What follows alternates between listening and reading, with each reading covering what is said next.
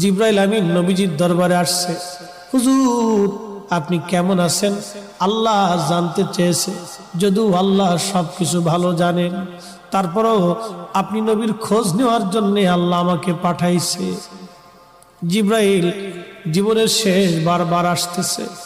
জিবরাইলকে নবীজি বললেন, জিবরাইল আমার কাছে অসুস্থতা লাগে, খারাপ খারাপ লাগে, শরীর ভালো লাগে না। জিবরাইল আমিন চলে গেলেন। পরের দিন আবার আসছে। হুজুর আল্লাহ জানেন, তারপরেও খোঁজ নিতে পাঠাইছে। কেমন আছেন গো নবীজি? নবী বললেন, জিবরাইল আমি অসুস্থ।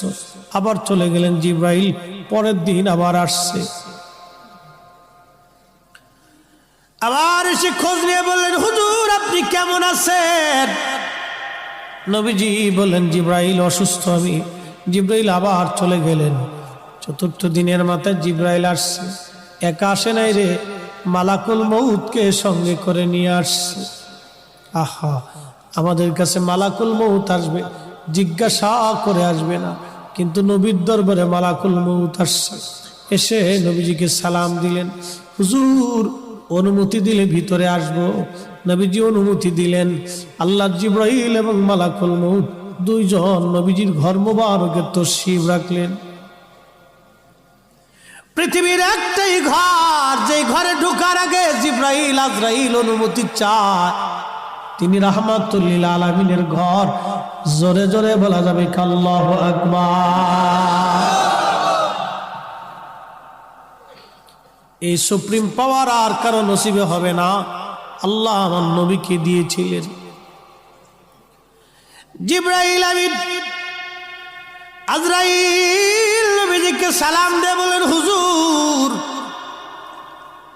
আল্লাহর পক্ষ থেকে আমি আজরাইলের উপরে নির্দেশ, আপনি যদি চান আমি জান কবজ করব, যদি না চান যতদিন ইচ্ছা আপনি পৃথিবীতে উম্মতের মধ্যে থাকবেন গো নবীজি। আপনার যতদিন ইচ্ছা থাকতে পারেন। যদি আপনি হুকুম দেন আমি আপনাকে আল্লাহর দরবারে নিয়ে চলে যাব। আল্লাহ আমাকে এই হুকুম প্রদান করে আপনি নবীর কাছে পাঠাইছে। ইয়া নবী আল্লাহ, অনুমতি যদি দেন, আপনার যেইভাবে অনুমতি হবে আমার হুকুম সেইভাবেই হয়েছে। হুজুর পৃথিবীতে এইভাবে কারো, আপনি নবীর আগে কারো অনুমতি হয় নাই, আপনি নবীর পরে এইভাবে কাউকে বলাও হবে না। ও নবীজি অনুমতি যদি দেন জান কবজ করব, যদি না দেন যতদিন মন চায় আপনি ততদিন পৃথিবীতে থাকবেন। তার মানে পৃথিবীর হায়াত নবীর ইচ্ছার উপরে নির্ভরশীল।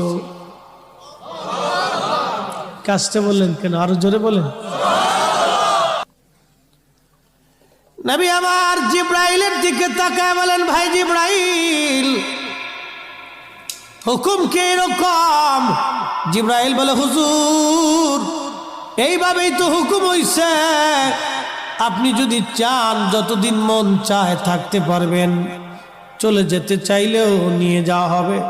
তবে নবীজি আপনার মাশউক আল্লাহ আপনার দিদারে আগ্রহী হয়ে আছে।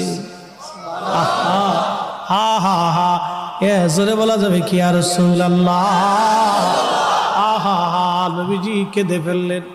আজরাইল রে আর দেরি কইরো না, পৃথিবীতে আমি আর থাকবো না, আমি আমার মালিকের দিদারে চলে যেতে চাই, আর আমি থাকবো না, মালিকের দিদারে চলে যেতে চাই।